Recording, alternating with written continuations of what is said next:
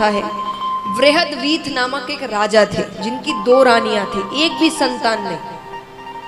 कुछ संत उनके राज्य में आते हैं, उनकी बहुत सेवा करते हैं। संतों को पता चलता है कि राजा के कोई संतान नहीं है। अब संतों को नहीं पता कि इसकी 2 रानियां हैं। उन्होंने एक फल दिया कि जाकर अपनी पत्नी को खिला देना। वो घर जाते हैं, पत्नियों से कहा कि फल खा लेना। दोनों ने आधे आधे फल खा लिए। अब दोनों को पुत्र होते हैं आधे आधे, यानी एक ही पुत्र हुआ, लेकिन आधा हिस्सा एक को होता है और आधा हिस्सा एक को, यानी मृत बालक हुए, जीवित नहीं थे वो। रात्रि में होते हैं। राजा ने सोचा अगर ये राज्य प्रजा को पता चल गया, प्रजा डर जाएगी कि हमारा राजा अच्छा नहीं है, इसलिए भगवान ने शायद दंड दिया है, या ये किस पाप का दंड मिला है इनको। राजा डर जाते हैं। तो रात उन्होंने वो 2 हिस्से जंगल में फेंक दिए। जंगल में जरा नामक एक राक्षसी थी, उसने वो 2 हिस्सों को पकड़ा और वो जी जी करके चिल्लाने लगी। जी माने प्राण होते हैं। और जी जी करते करते उसने दोनों हिस्सों को जोड़ दिया। जोड़ते ही उसमें प्राण आ गया, इसीलिए नाम पड़ा जरासंध। यानी जरा नामक राक्षसी ने 2 हिस्सों का संघ किया तो नाम पड़ा जरासंध।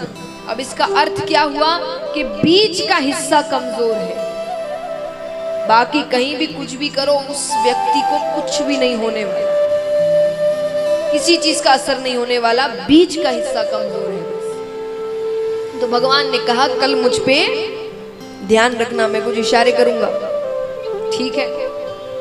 युद्ध आरंभ होता है। अब भीम भूल गए कि भगवान की ओर देखना है, शाम होने वाली है। तो भगवान भीम का ध्यान अपने ओर आकर्षित करने के लिए जोर से चिल्ला रहे हैं, अहो भीम, अहो भीम। यानी क्या दाव खेला है, क्या दाव मारा है, क्या पकड़ा है, क्या भीम सोच रही है सारे दाव तो भगवान पहले भी देख चुके हैं, इतनी प्रशंसा। फिर याद आता है अपनी ओर देखने को कहा था मुझे। भीम भगवान की ओर देखते, भगवान ने नीचे से एक टहनी उठाई, उसको बीच से पकड़कर चीर दिया। भीम, अब देखिए हर चीज ना ध्यान से देखना और ध्यान से सुनना। ये जल्दबाजी में जब हम रहते हैं ना, ठीक से सुना नहीं, आधी बात सुनी, काम बिगड़ते हैं। अब भीम ने इतना भगवान को देखा और तुरंत मुंह घुमा लिया। मुंह घुमाते ही जरासंध के पैरों को पकड़ा और दोनों पैरों को पकड़कर चीर दिया। अब चीरते ही वो 2 हिस्से फिर जुड़ गए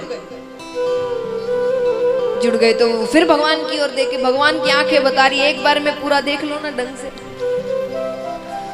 भगवान ने फिर वो टहनी उठाई, फिर उसे बीच से चीरा और फिर भगवान ने 2 विपरीत दिशाओं में फेंके, क्योंकि अब वो 2 हिस्से जब भी सामने आएंगे वो अपने आप जुड़ जाएंगे।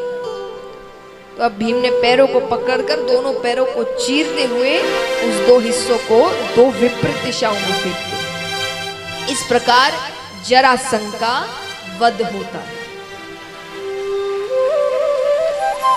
अब देखिए एक बात बताइए, इस कथा से आपको क्या सीख मिलती है?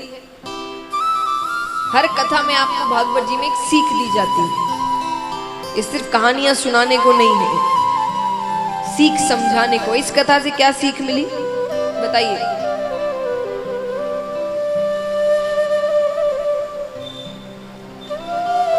भगवान पर भरोसा। भगवान जो रास्ता दिखाए उस रास्ते पर चलो। एक बात बताइए, भीम कम शक्तिशाली थे? आज हम बड़े बड़े शक्तिशालियों में भीम का नाम लेते हैं। भीम कह देते मैं नहीं सुनता, 27 दिन लगे ना 10 दिन और लगेंगे, मारूंगा मैं ही। तो भगवान क्या कर लेते? क्या करते भगवान? खुद तो मार नहीं सकते थे, खड़े रहते चुपचाप, ठीक है। तो हमारे साथ भी यही होता है। भगवान आपको रास्ता दिखाते हैं, मानते हो तो अच्छी बात है, नहीं मानते तो भगवान खड़े रहते कि करो भाई जो मन में आए।